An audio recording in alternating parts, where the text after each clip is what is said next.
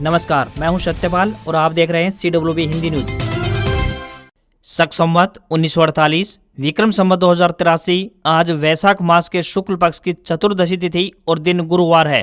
तदनुसार अंग्रेजी तारीख 30 अप्रैल सन 2026। सबसे पहले आज की सुर्खियां।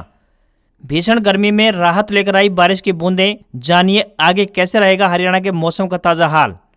हरियाणा निकाय चुनाव में बीजेपी ने जारी किया संकल्प पत्र, सीएम श्रेणी का टैक्स में छूट का बड़ा ऐलान। विभाग नहीं दे रही ग्रुप डी के खाली पदों की जानकारी, सीएस ने रिमाइंडर भेजा, लिखा ये लास्ट चांस, 4 तारीख तक नहीं दी तो पद शून्य माने जाएंगे। हरियाणा में अवैध कॉलोनियों पर चलेगा बुलडोजर, बढ़ावा देने वाले अफसरों पर एसीबी की कड़ी नजर। हरियाणा के स्कूलों में 1 मई को रहेगा अवकाश, शिक्षा विभाग ने जारी किया नोटिस। नारायणगढ़ में बनेगा नया IMT, किसानों ने जमीन देने पर जताई सहमति। सोनीपत निकाय चुनाव अपडेट, 390 करोड़ रुपए से सुधरेगा ड्रेनेज सिस्टम, संकल्प पत्र जारी में आधुनिक सुविधाओं पर दिया जोर। बाल वाटिकाओं में शून्य दाखिला, घटते दाखिलों पर शिक्षा विभाग ने लिया संज्ञान, रिपोर्ट की गई तैयार। गुटखा तंबाकू के प्लास्टिक पाउच पर रोक लगेगी, इको फ्रेंडली मटेरियल से पैकिंग अनिवार्य करने की तैयारी। हरियाणा के इस शहर में पानी की बर्बादी पड़ेगी महंगी, कनेक्शन की हो जाएगी छुट्टी, जानेंगे पूरी अपडेट। हरियाणा के कॉलेजों में एडमिशन के लिए 7 मई से खुलेगा पोर्टल, जुलाई में शुरू होगा नया सेशन। और एग्जिट पोल में बंगाल में 7 एग्जिट पोल में से 5 में भाजपा सरकार, तो असम में बीजेपी, तमिलनाडु में DMK की वापसी, तो केरल में 10 साल बाद UDF सरकार का अनुमान। और अब खबरें विस्तार से। हरियाणा में बुधवार को भी मौसम खराब रहा। सुबह फरीदाबाद, नारनौल और पलवल में बारिश हुई। पिछले 2 दिनों से मौसम में हुए बदलाव के कारण प्रदेश में अधिकतम तापमान में 3.7 डिग्री सेल्सियस तक की गिरावट दर्ज की गई है। इससे लोगों को गर्मी से कुछ राहत अवश्य मिली है। सबसे अधिक तापमान की बात करें तो रोहतक में दर्ज किया गया, जो कि 41.3 डिग्री सेल्सियस रहा। हालांकि आंधी ने जनजीवन को प्रभावित कर रखा है। हिसार और सिरसा में रात को कई घंटे बत्ती गुल रही। सिरसा के कुछ इलाकों में ओलावृष्टि दर्ज की गई है, तो पलवल में सुबह तेज हवाओं के साथ बारिश हुई। मौसम विभाग के आंकड़ों के मुताबिक प्रदेश के 3 शहरों में तापमान 40 डिग्री सेल्सियस या फिर उससे ऊपर रिकॉर्ड किया गया है। रोहतक में सबसे अधिक पारा यानी 41.3 डिग्री सेल्सियस दर्ज किया गया, तो फरीदाबाद में 41 डिग्री और नारनौल में 40 डिग्री सेल्सियस दर्ज किया गया। किसानों को एडवाइजरी जारी की गई है कि खराब मौसम की संभावना को देखते हुए कपास और सब्जियों जैसे भिंडी, घिया, खीरा इत्यादि की बुआई को अभी अगले 2 दिनों के लिए टाल दें। बदलते मौसम के कारण कीटनाशकों के छिड़काव को अभी रोक दें और पशुओं को लू और धूल भरी हवाओं से बचाने के लिए दिन में शेड के नीचे रखें और जूट के पर्दे लगाएं। उन्हें पर्याप्त मात्रा में साफ पानी और खनिज मिश्रण अवश्य दें। उत्तरी राजस्थान और पश्चिमी हरियाणा पर एक चक्रवातीय सर्कुलेशन बनने और बंगाल की खाड़ी से आने वाली पूर्वी हवाओं के कारण आज यानी 30 अप्रैल को आंधी व बारिश की संभावना बन रही है। इस दौरान 40 से 50 किलोमीटर प्रति घंटे की रफ्तार से हवाएं चलेंगी, बादल गरजेंगे और तेज बारिश का अनुमान है। इसके साथ ही कुछ स्थानों पर ओलावृष्टि की भी संभावना मौसम विभाग द्वारा व्यक्त की गई है।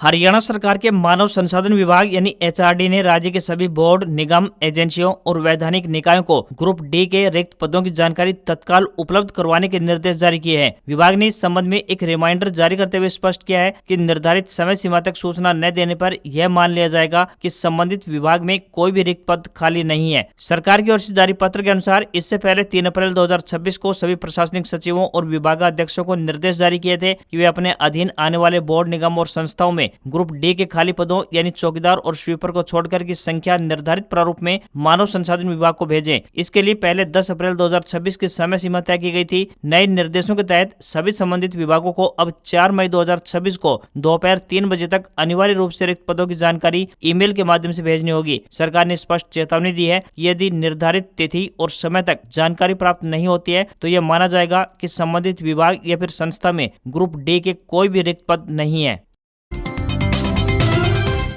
हरियाणा में नगर निकाय चुनाव का रण पूरी तरह से सज चुका है। भारतीय जनता पार्टी ने पंचकुला स्थित प्रदेश कार्यालय यानी पंचकमल में अपना संकल्प पत्र जारी किया। मुख्यमंत्री नायब सिंह सैनी ने पार्टी के दिग्गज नेताओं की मौजूदगी में इस विजन डॉक्यूमेंट का विमोचन किया। भाजपा के कुछ बड़े ऐलानों की बात करें तो इसमें 20 वर्षों से अधिक समय से रह रहे परिवारों को भूमि और मकान का कानूनी मालिका हक यानी रजिस्ट्री दिया जाएगा। संकल्प पत्र के अनुसार महिलाओं के लिए विशेष शौचालय बनाए जाएंगे, जिनमें सैनिटरी नैपकिन, वेंडिंग मशीन और शिशु आहार कक्ष की सुविधा होगी। वहीं यातायात यातायात सुगम बनाने के लिए आवश्यकता अनुसार मल्टी लेवल पार्किंग बनाई जाएगी। पार्कों में ओपन जिम, योग क्षेत्र और दिव्यांगों के लिए विशेष सुविधाएं भी दी जाएंगी। साथ ही आधुनिक स्मार्ट पुस्तकालयों का नेटवर्क बनाया जाएगा। महिलाओं के नाम पर पंजीकृत मकानों के हाउस टैक्स में 25% तक की छूट दी जाएगी। जन्म मृत्यु प्रमाण पत्र, बिल भुगतान और बिल्डिंग प्लान अप्रूवल जैसी सेवाओं को पूरी तरह से ऑनलाइन किया जाएगा। सभी स्ट्रीट लाइट्स को LED में बदला जाएगा और पात्र परिवारों को PM सूर्य घर योजना के तहत सोलर पैनल दिए जाएंगे। CM नायब सिंह सैनी की मौजूदगी में प्रदेश अध्यक्ष मोहनलाल बडोली ने कहा कि भाजपा का संकल्प पत्र शहरी विकास, सफाई व्यवस्था, बुनियादी सुविधाओं और नागरिक सेवाओं पर केंद्रित है। वहीं दूसरी तरफ कांग्रेस पार्टी पहले ही अपना घोषणा पत्र जारी कर चुकी है। चंडीगढ़ में आयोजित प्रेस वार्ता में पूर्व मुख्यमंत्री भूपेंद्र सिंह हुड्डा ने इसकी घोषणा की थी। कांग्रेस ने शहरों के लिए 10 बड़े चुनावी वादे जनता से किए हैं। इनमें स्वच्छता और कचरा प्रबंधन, सड़क और यातायात सुधार, जल निकासी और पेयजल व्यवस्था, सुरक्षा और निगरानी व्यवस्था, स्ट्रीट लाइट और शहर सौंदर्यकरण, आवारा पशु और पशु डेयरी प्रबंधन, नागरिक सेवाएं और शिकायत समाधान, कॉलोनियां और स्ट्रीट वेंडर व्यवस्था जैसे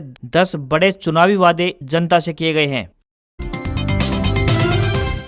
हरियाणा में अवैध कॉलोनियों के मामले में अब सख्त कार्रवाई की तैयारी है। पंजाब एवं हरियाणा हाईकोर्ट के आदेशों के बाद हरियाणा एंटी करप्शन ब्यूरो यानी ACB ने जांच प्रक्रिया तेज कर दी है। पिछले 10 वर्षों में प्रदेश में बसी 2600 से अधिक अवैध कॉलोनियों की जांच ACB को सौंपी गई है। हाईकोर्ट ने अवैध निर्माणों के खिलाफ सख्त रुख अपनाते हुए बुलडोजर कार्रवाई की अनुमति दी है और नगर निगम अधिकारियों की संभावित मिलीभगत की भी जाँच के निर्देश जारी किए हैं। सूत्रों के अनुसार शुरुआती जाँच में सैकड़ों अधिकारियों की भूमिका संदेह के घेरे में आई है, जिससे आने वाले समय में कई अफसरों और कुछ प्रभावशाली लोगों के खिलाफ कार्रवाई तय मानी जा रही है। अवैध कॉलोनियों का मामला लगभग सभी जिलों से जुड़ा होने के कारण ACB ने रेंज स्तर पर अलग अलग जांच टीमें गठित की हैं। इन टीमों की अगुवाई SP स्तर के अधिकारी कर रहे हैं। जांच के तहत पिछले 10 वर्षों में बसी कॉलोनियों की पूरी जानकारी जुटाने के साथ साथ उस समय तैनात अधिकारियों की भूमिका की भी जाँच की जा रही है। सभी जिलों में ACB की टीमें सक्रिय हो चुकी है और जिला प्रशासन से जल्द जानकारी उपलब्ध करवाने को कहा गया है। हाईकोर्ट ने विशेष रूप से गुरुग्राम में मानसून से पहले अतिक्रमण और अवैध संरचनाओं को हटाने के निर्देश जारी किए हैं। हालांकि अदालत ने यह भी स्पष्ट किया है कि किसी भी अवैध संरचना को गिराने से पहले संबंधित लोगों को उचित नोटिस देना जरूरी होगा। कुल मिलाकर अवैध कॉलोनियों के मामले में अब प्रशासनिक स्तर पर बड़ी कार्रवाई की संभावना बन रही है और जांच पूरी होने के बाद कई अधिकारियों की जवाबदेही तय हो सकती है।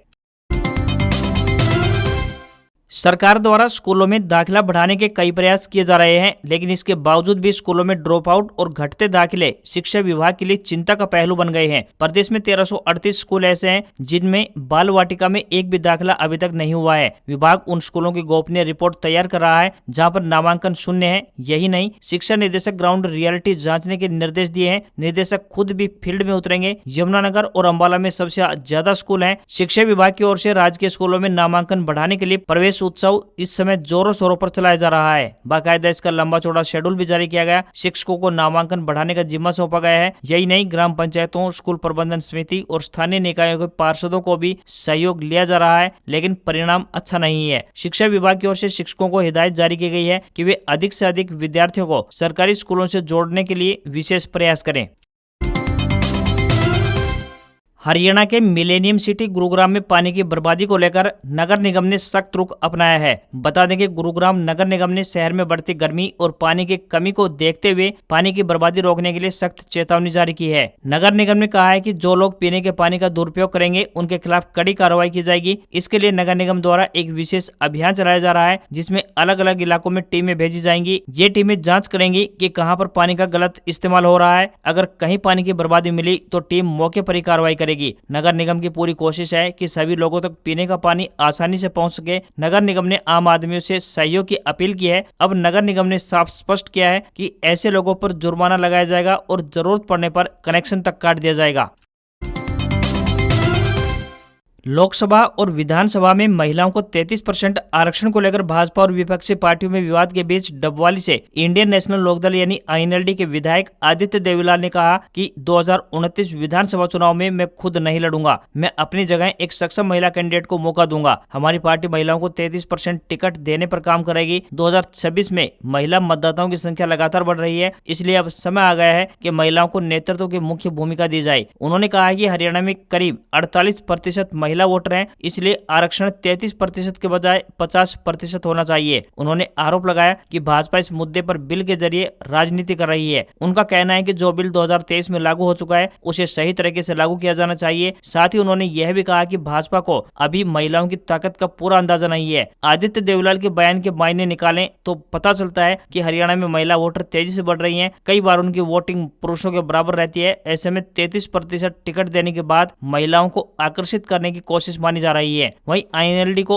अब तक एक पारंपरिक और खास वर्ग की पार्टी माना जाता रहा है। यह फैसला पार्टी को आधुनिक और प्रगतिशील दिखाने की कोशिश है ताकि युवा और महिला वोटर जुड़ सके। वहीं 2029 के चुनाव अभी दूर हैं, लेकिन अभी से ऐसी घोषणा आदित्य देवलाल के द्वारा करना दिखाता है कि पार्टी लंबे समय की योजना बना रही है और माहौल तैयार कर रही है। हरियाणा के स्कूली बच्चों के लिए एक अच्छी खबर सामने आई है। बता दें कि शिक्षा विभाग ने राज्य के सभी सरकारी और निजी यानी प्राइवेट स्कूलों में 1 मई के अवसर पर अवकाश घोषित किया है। शिक्षा विभाग द्वारा जारी नोटिस में स्पष्ट आदेश है कि इस दिन राज्य के सभी स्कूल बंद रहेंगे। 1 मई को अंतर्राष्ट्रीय स्तर पर मजदूर दिवस मनाया जाता है। यह दिन श्रमिकों के योगदान और उनके अधिकारों के सम्मान में समर्पित है। इसी के चलते हरियाणा सरकार ने स्कूलों में छुट्टी का फैसला लिया है। शिक्षा विभाग ने जिला शिक्षा अधिकारियों और स्कूल प्रबंधन को निर्देश जारी किए हैं कि वे इस आदेश का सख्ती से पालन करें। किसी भी स्कूल को 1 मई को खोलने की अनुमति नहीं होगी। अवकाशित छात्रों को गर्मी के बीच एक और अतिरिक्त छुट्टी मिलेगी, जिससे वे आराम कर सकेंगे। 2 मई को स्कूल उसी निर्धारित समय पर लगेंगे। सोनीपत की उपायुक्त यानी DC नेहा सिंह ने जिलावासियों से 30 अप्रैल तक स्वयं जनगणना पूरी करने की अपील की है, यानी आज अंतिम दिन है। उन्होंने कहा कि यह स्वयं जनगणना का अंतिम दिन है और यदि नागरिक स्वयं अपनी जानकारी दर्ज नहीं करते हैं तो 1 मई से प्रगणक घर घर जाकर जनगणना का कार्य करेंगे। उन्होंने इसे जन भागीदारी और जागरूकता का प्रतीक बताया। विशेषकर युवाओं में इस अभियान के प्रति उत्साह देखा गया है। स्वयं जनगणना एक सरल प्रक्रिया है जिसे se.census.gov.in पोर्टल पर जाकर केवल 5 से 7 मिनट में पूरा किया जा सकता है। DC ने आमजन से आग्रह किया है कि वे 1 मई से शुरू होने वाले वास्तविक हाउस लिस्टिंग और जनगणना संचालक के दौरान अपने क्षेत्र में आने वाले प्रगणकों और पर्यवेक्षकों के साथ पूर्ण सहयोग करें। उन्हें सही, सटीक और अद्यतन जानकारी प्रदान करना आवश्यक है। उपायुक्त ने यह भी स्पष्ट किया है कि नागरिकों द्वारा दी गई सभी जानकारी पूरी तरह गोपनीय रखी जाएंगी और इसे किसी भी व्यक्ति या संस्था के साथ साझा नहीं किया जाएगा। उन्होंने चेतावनी दी कि जनगणना कर्मियों को आवश्यक जानकारी देने से इनकार करना या सहयोग न करना जनगणना अधिनियम के तहत दंडनीय अपराध है। इसके अतिरिक्त जनगणना विभाग ने हेल्पलाइन नंबर 1855 भी जारी किया है, जिस पर कोई भी नागरिक, प्रगणक या पर्यवेक्षक अपनी समस्या दर्ज करा सकता है। प्रत्येक शिकायत पर उचित कार्रवाई सुनिश्चित की जाएगी। All India institute of medical science नई दिल्ली की तरफ से डाटा एंट्री ऑपरेटर के पदों पर भर्ती के लिए आवेदन आमंत्रित किए गए हैं। ऐसे में अगर आप भर्ती के लिए इच्छुक हैं तो आवेदन कर सकते हैं। महिला व पुरुष दोनों वर्गों के उम्मीदवार इन पदों के लिए अपने अपने आवेदन भेज सकते हैं। आवेदन करने की अंतिम तिथि 9 मई है। इन पदों के लिए उम्मीदवार 12वीं पास होना जरूरी है। साथ ही आवेदक के पास किसी भी मान्यता प्राप्त संस्थान से कंप्यूटर का डिप्लोमा या सर्टिफिकेट होनी चाहिए। उम्मीदवार को कोई भी आवेदन शुल्क नहीं देना है। न्यूनतम आयु 18 वर्ष और अधिकतम आयु 28 वर्ष तय की गई है। सैलरी 29,200 रुपए पर मंथ मिलेगी।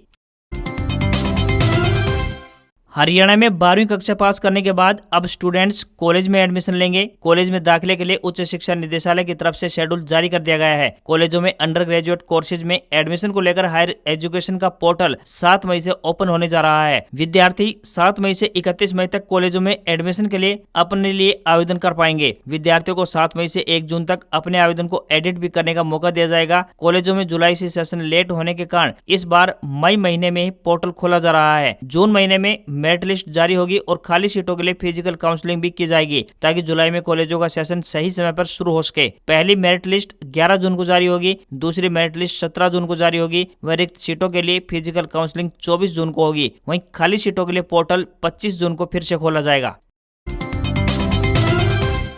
सशस्त्र सीमा बल यानी SSB ने स्पोर्ट्स कोटे के तहत कांस्टेबल यानी जनरल ड्यूटी भर्ती 2026 का शॉर्ट नोटिफिकेशन जारी कर दिया है। 27 अप्रैल 2026 को जारी इस नोटिफिकेशन के अनुसार इस भर्ती में पुरुष और महिला दोनों उम्मीदवार आवेदन कर सकेंगे। ऑफिशियल वेबसाइट ssb.gov.in पर जाकर अप्लाई किया जा सकता है। नंबर ऑफ पोस्ट की बात करें तो 404 रहेंगी। भर्ती का detail notification official website www.recruitment.ssb.gov.in या ssb.gov.in पर जल्द जारी किया जाएगा। वहीं एक अन्य भर्ती पर नजर डालें तो बता दें कि रिजर्व बैंक ऑफ इंडिया ने ऑफिसर ग्रेड बी के 60 पदों पर भर्ती का एक शॉर्ट नोटिफिकेशन जारी किया है। 29 अप्रैल से आवेदन शुरू हो चुके हैं। उम्मीदवार ऑफिशियल वेबसाइट पर जाकर अप्लाई कर सकते हैं। लास्ट डेट 20 मई है। फीस 850 रुपए लगेगी। एजुकेशन क्वालिफिकेशन की बात करें तो संबंधित क्षेत्र में ग्रेजुएशन की डिग्री होनी चाहिए। एज लिमिट न्यूनतम 21 साल और अधिकतम 30 साल तय की गई है। सैलरी 1,20,000 रुपए से लेकर 1,40,000 रुपए प्रति माह मिलेगी। अब जल्द ही आपको गुटखा, तंबाकू और पान मसाला के प्लास्टिक पाउच नजर नहीं आएंगे। Food safety and standards authority of India ने कहा है कि पान मसाला की पैकिंग में इस्तेमाल होने वाले प्लास्टिक मटेरियल को अब कागज, पेपर बोर्ड या सेल्यूलोज और अन्य इको फ्रेंडली मटेरियल में बदला जाएगा। नए प्रस्ताव के अनुसार गुटखा, पान मसाला और तंबाकू के किसी भी पैकेज में किसी भी रूप में प्लास्टिक मटेरियल का इस्तेमाल नहीं किया जा सकेगा। सलाह दी गई है कि अब प्लास्टिक पाउच की जगह कागज, गत्ते यानी पेपर बोर्ड और सेल्यूलोज जैसे नेचुरल सामान का इस्तेमाल किया जाए। रेगुलेटर का कहना है कि ये चीजें खाने पीने का सामान पैक करने के लिए पूरी तरह से सुरक्षित हैं। साथ ही कंपनियों के लिए भी इन नए मटेरियल को अपनाना और इस्तेमाल करना आसान होगा। स्वास्थ्य मंत्रालय के एक अधिकारी के अनुसार जो निर्माता पाउच के बजाय टीन या कांच के कंटेनर्स का उपयोग कर रहे हैं वे उसे जारी रख पाएंगे। पश्चिम बंगाल, तमिलनाडु, केरल, असम और पुडुचेरी विधानसभा चुनाव के एग्जिट पोल के नतीजे आ चुके हैं। पांचों राज्यों में इस बार रिकॉर्ड वोटिंग हुई है। सबसे बड़ा फैक्टर वोटर लिस्ट रिवीजन यानी SIR को बताया जा रहा है। इसमें बड़ी संख्या में डुप्लीकेट और मृत मतदाताओं के नाम हटाए गए हैं। इससे कुल वोटर्स की संख्या घट गई, लेकिन वोट डालने वाले लोगों की संख्या लगभग समान रही, जिससे प्रतिशत बढ़ गया। महिलाओं को कैश सहायता, मुफ्त यात्रा और आरक्षण जैसे वादों ने महिला वोटर्स को बड़ी संख्या में बाहर निकाला। इस बार महिलाओं का वोट प्रतिशत पुरुषों की तुलना में बंगाल, तमिलनाडु में 2%, असम में 1%, केरल में 5% और पुडुचेरी में 3% अधिक रहा। चुनाव के दौरान जनता का मूड जानने के लिए दो तरह के सर्वे किए जाते हैं। वोटिंग से पहले के सर्वे की बात करें तो ओपिनियन पोल कहते हैं, जबकि वोटिंग के दौरान होने वाले सर्वे को एग्जिट पोल कहा जाता है। आमतौर पर एग्जिट पोल के नतीजे आखिरी फेज की वोटिंग खत्म होने के 1 घंटे बाद जारी किए जाते हैं। पश्चिम बंगाल विधानसभा चुनाव के नतीजे 4 मई को आएंगे, लेकिन उससे पहले एग्जिट पोल के अनुमान के मुताबिक बंगाल में बीजेपी की सरकार बनती दिख रही है। 7 में से 5 एग्जिट पोल के नतीजे बता रहे हैं कि बंगाल में पहली बार भारतीय जनता पार्टी की सरकार बनने जा रही है। वहीं 2 एग्जिट पोल ने ममता बनर्जी की चौथी बार सरकार की वापसी का अनुमान लगाया है। वहीं असम में ज्यादातर एग्जिट पोल ने भाजपा गठबंधन को बढ़त दिखाई है।